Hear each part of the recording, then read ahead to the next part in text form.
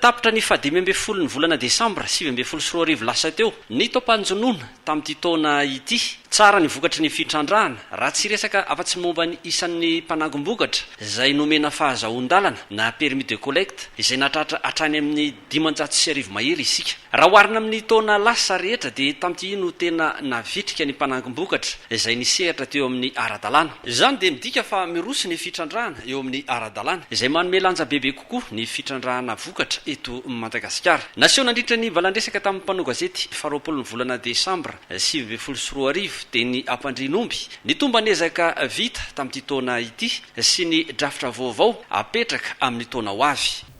Tako hoe raha oharina tamin'ny taona lasa taloha dia tamin'ity no tena navitrika ny mpanangom-bokatra izay nisehatra amin'ny ara-dalàna zako tsara zay dia natratran'izay 500 mahery zay no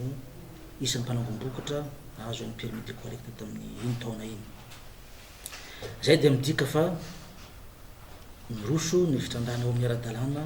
zay manome lanja bebe koa ny fitrandrahana vokatra zay eto Madagasikara. Miditra amin'ny vanim-potoana vaovao tsika zao amin'ny resaka fitrandrahana na nouvelle campagne dia azavaina amintsika eto zany fa misokatra ny fanavaozana ny permis de collecte eto amin'ny ministera manomboka tamin'ny 12 volana desambra ho an'izay efa manana ny autorisation na décision dia miditra amin'izay fanovana zay zany dia misokatra manomboka zao ka hatramin'ny 1 volana marsa taona 2024 dia manomboka ho an'izay efa manana décision nefa vao zao no haka ny permis de collecte dia afaka manao an'izay izy fangatahana zay hatramin'ny farany volana jona taona 2024 zay zany anisan'ny vanim-potoana ahafahantsika manao an'izay fanavaozana zay any amin'ny mois volana jolay taona 2024 zay vao tena miditra amin'ny ho an'izay angataka fahazoan-dalana vaovao na décision vaovao dia any amin'ny mois de juillet 2020 manomboka. Iroso ho amin'ny fanavaozana manodidina ny tontolon'ny jono ihany koa ny ministeran'ny fambolena ny fiompiana ary ny jono. Ny tondra fanavaozana be na ny réforme be dia be ny ministera amin'ity vanim-potoana ny fitrandrahana vaovao ity. Tsara hazavaina amintsika fa anisan'ny zavatra ho hatsaraina teboka ho hatsaraina ao anatin'izay dia ny fanajana ny vanim-potoana zay apetraka. Hatramin'izay zany atsika apetraka ny vanim-potoana zay fahazoana manavao indreny permis de collecte reny dia matetika izy ireny tsy voahaja fa amindray mitoraka aty zany dia tazomintsika ny 1 volana marsa io dia ho an'izay tiana avao dia tsy maintsy miroso amin'ny vanim-potoana io no miditra amin'izay renouvellement permis zay fa raha vao tapitra ny vanim-potoana io dia tsy afaka handray ny fanavaozana intsony zahay ataon'ny ministera. Zany hoe ny fanajana an'izay vanim-potoana zay zany isan'ny zava-dehibe ary tena ho sarotiny mihitsy zany ny ataon'ny ministera amin'izay zavatra zay. Anisan'ny fanatsarana ny hoentina koa ao anatin'izay dia io fanavaozana ny fahazoan-dalana mpanangom-bokatra io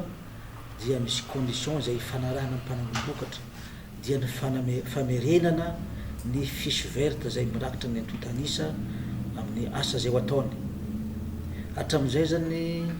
dia tsy mahavitrika ny amin'ny ankamaroan'ny mpanangom-bokatra hamerina an'io fiche verte io aty amin'ny ministera. Manomboka hatreto dia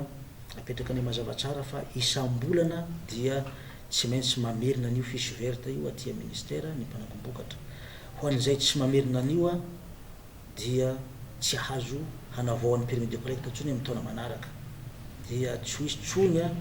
ny torapo ny fangatana ty zao ny tena ialana tsy ny mialoha zay fa tena anisan'ny fanatsarana hoentintsika amin'ny fitantanana ny fanangonam-bokatra an-dranomasina eto Madagasikara zay fepetra zay. Anisan'ny fanatsarana teboka fahatelo fanatsarana hoentina koa dia ny resaka mangarahara. Manomboka amin'ity campagne vaovao ty dia tsy hisy tsony manontany hoe izy aty mitrandraka aty tsy fantatry aty fotony fa ho atao mangarahara any amin'ny distrika sy ny faritra zay asan'ny mpanangom-bokatra fa rety daholo ny mpanangom-bokatra ara-dalàna eto amin'ny faritra sy ny distrikta zay misy anay. Zany hoe atao ampahafantarina ny rehetrarehetra mihitsy zanyzay zavatra zay mba tsy amonohono itsika fa tena hoe mazava amitsika fa reto ny tena mitrandraka ara-dalàna eto amin'ny faritra zay misy anay